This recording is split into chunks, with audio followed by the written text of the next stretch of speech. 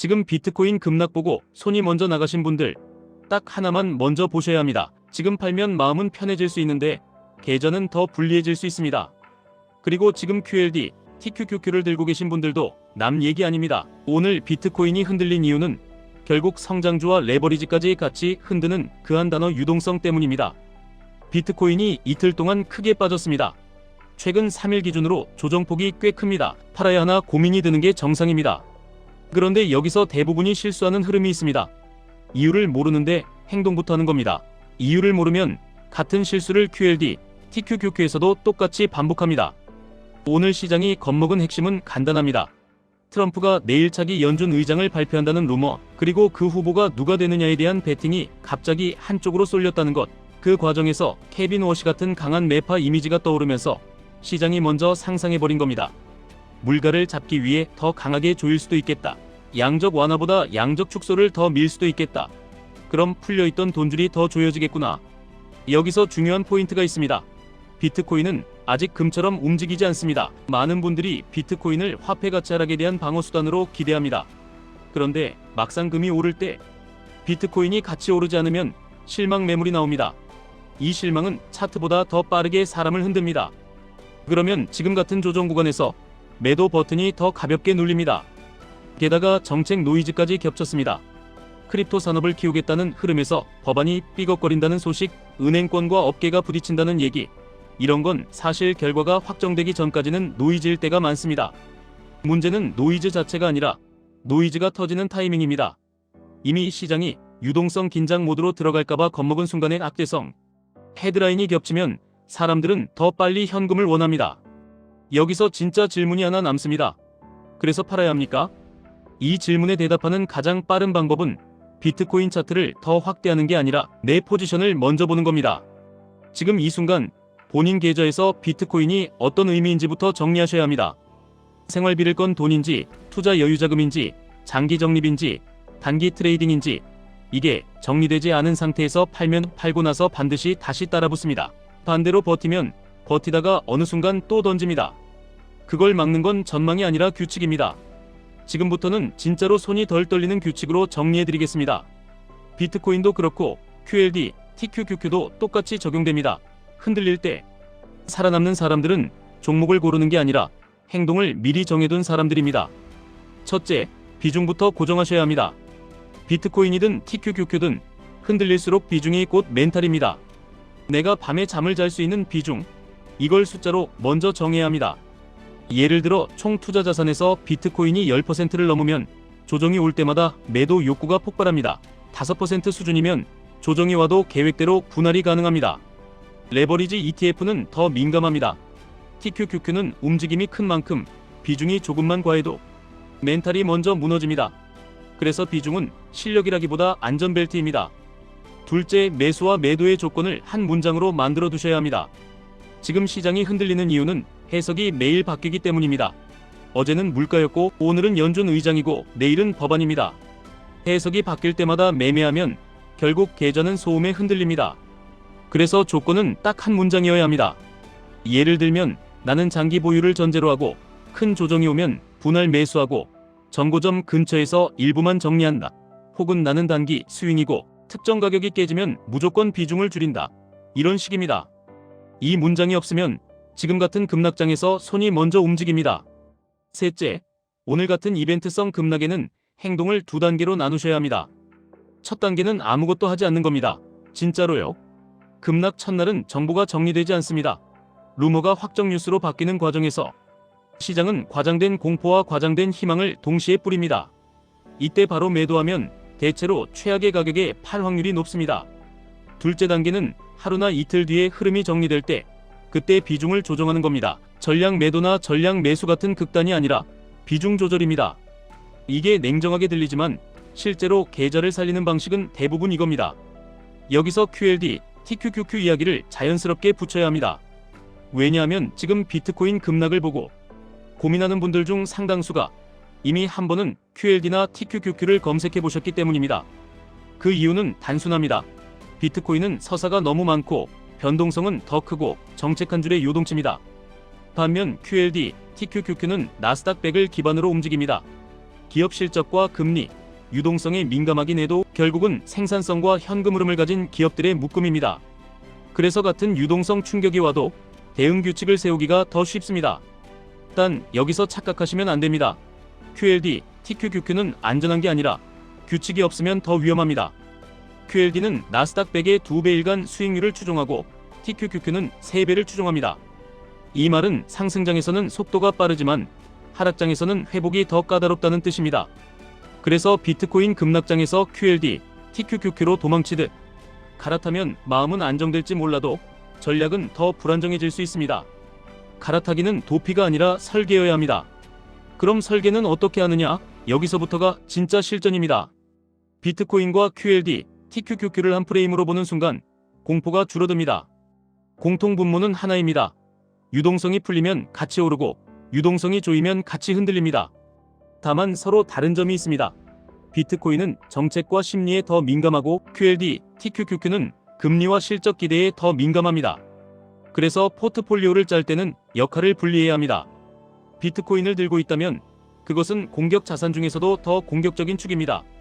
QLD, TQQQ를 들고 있다면 그것은 성장주 레버리지라는 공격 자산입니다. 둘을 같이 들면 공격이 겹칩니다. 그래서 같이 들고 싶다면 반드시 완충 장치가 있어야 합니다. 현금이든 배당용이든 방어 자산이든 최소한 멘탈 방어용 비중이 있어야 합니다. 이게 없으면 급락이 오면 둘 다 같이 흔들리고 결국 둘 다 최저점 근처에서 던질 확률이 높습니다. 지금 같은 구간에서 가장 많이 나오는 행동은 두 가지입니다. 첫 번째는 공포 매도입니다. 뉴스가 무서워서 파는 겁니다. 두 번째는 복수 매수입니다. 떨어졌으니 무조건 더 사야 한다고 마음을 다잡는 겁니다. 둘 다 위험합니다. 공포 매도는 바닥에서 팔게 만들고 복수 매수는 바닥이 어디인지 모르는 상태에서 탄약을 다 쓰게 만듭니다. 그럼 제일 현실적인 선택지는 뭘까요? 지금은 예측 게임이 아니라 구간 대응 게임으로 가셔야 합니다. 비트코인을 이미 들고 계신 분 기준으로 말씀드리겠습니다. 첫째, 현재 비중이 과하면 상승을 기다리며 조금씩 줄이는 게 아니라 지금 같은 반등이 나올 때 기계적으로 일부 정리하는 계획을 세우셔야 합니다. 급락 중에 정리하는 게 아니라 급락 후 변동성 반등 구간에서 비중을 줄이는 겁니다. 둘째, 비중이 적정하면 오늘 당장 결정을 내릴 필요가 없습니다. 대신 분할 매수 계획을 종이에 적으셔야 합니다. 며칠 뒤, 몇 주 뒤, 어느 가격대에서 얼마씩 이런 식으로요. 셋째, 장기 적립이라면 가장 강력한 무기는 일정입니다. 마음이 아니라 달력입니다. 매달 같은 날, 같은 금액, 이 단순함이 급락장에서 사람을 살립니다. 그리고 여기서 QLD, TQQQ로 연결되는 핵심이 나옵니다. QLD, TQQQ는 장기 적립을 하더라도 아무 때나 적립하면 성과가 흔들릴 수 있습니다. 레버리지는 변동성이 커서 매수 타이밍의 영향이 커지기 때문입니다. 그래서 많은 고수들은 기준을 하나 더 둡니다. 시장이 과열일 때는 천천히, 조정일 때는 공격적으로. 이 기준을 만들기 위해선 결국 기초 지표를 하나 정해야 합니다. 너무 복잡할 필요 없습니다. 예를 들면 나스닥 100의 큰 추세 혹은 대표지수의 평균선 같은 간단한 기준으로도 충분합니다. 중요한 건 기준이 내 감정보다 먼저 움직이게 만드는 겁니다. 지금 같은 뉴스가 터진 날 QLD, TQQQ를 새로 담고 싶은 분도 많습니다. 여기서 제가 드리고 싶은 말은 오늘 당장 전부 담지 마시고 오늘 같은 날은 설계만 하시라는 겁니다. 어떤 설계냐면 한 번에 끝내려는 욕심을 버리고 두 번, 세 번 나눠서 들어가는 구조를 만드는 겁니다. 예를 들어 TQQQ를 사고 싶다면 한 번에 끝내는 게 아니라 첫 진입은 가볍게, 추가 하락이 오면 두 번째, 더 크게 흔들리면 세 번째, 이런 구조로요. QLD도 마찬가지입니다. 다만 QLD는 TQQQ보다 변동성이 낮으니 같은 원칙을 조금 더 완만하게 적용하시면 됩니다. 여기서 꼭 짚고 넘어가야 할 위험이 하나 있습니다. 레버리지 ETF는 일간 수익률을 추종합니다. 그래서 횡보 구간이 길어지면 성과가 생각보다 답답할 수 있습니다. 이 부분을 모르면 비트코인에서 흔들리던 멘탈이 TQQQ에서 더 흔들립니다. 그래서 레버리지를 할 때는 수익을 키우려는 목적만큼 손실을 줄이는 구조를 같이 가져가야 합니다.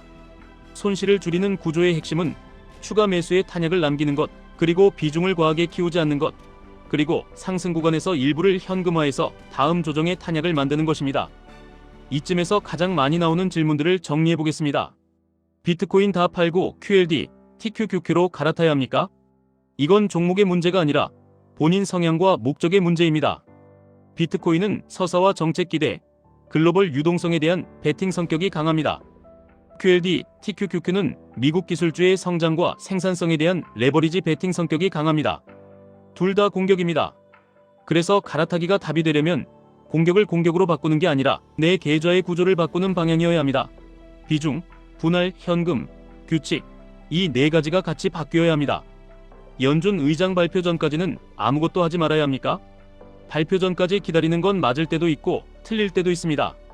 다만 확실한 건 발표 전에는 루머가 가격을 흔들고 발표 후에는 해석이 가격을 흔듭니다. 그래서 가장 좋은 방식은 예측을 기다리는 게 아니라 발표 전에도 내 규칙대로, 발표 후에도 내 규칙대로 움직이는 겁니다. 단기 트레이더가 아니라면 전량 매도나 전량 매수 같은 결정을 내릴 이유가 줄어듭니다. 금은 오르는데 비트코인은 왜 빠집니까? 비트코인은 아직 시장에서 금처럼 취급되지 않을 때가 많습니다. 위험 회피가 강해지면 금은 안전자산으로 사기도 하고 비트코인은 위험자산으로 팔기도 합니다. 이 인식이 바뀌는 구간은 존재하지만 그 전까지는 비트코인을 금처럼만 보시면 대응이 꼬일 수 있습니다. 그래서 비트코인은 아직 유동성 자산의 성격이 강하다는 전제로 접근하시는 게 안전합니다. 그럼 지금 같은 급락에서 진짜로 무엇을 해야 합니까? 가장 먼저 내 비중이 적정한지 확인하셔야 합니다. 두 번째, 내 행동 문장을 한 줄로 적으셔야 합니다.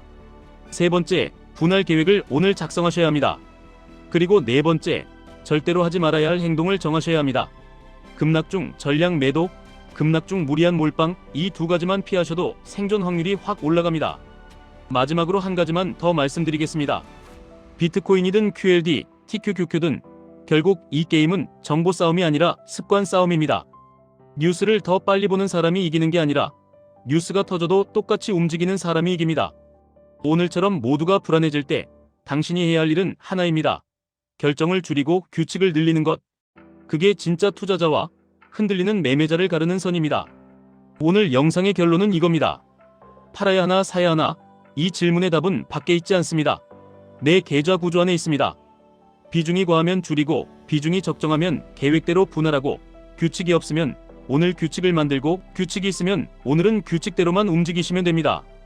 그리고 QLD, TQQQ를 고민하신다면 비트코인 공포에서 도망치듯 들어가시지 말고 유동성의 흐름을 이해한 상태에서 분할과 비중으로 설계해서 들어가셔야 합니다. 투자는 언제나 본인 책임이며 이 내용은 정보 제공 목적입니다. 지금까지 1분 투자 하이젠버그였습니다.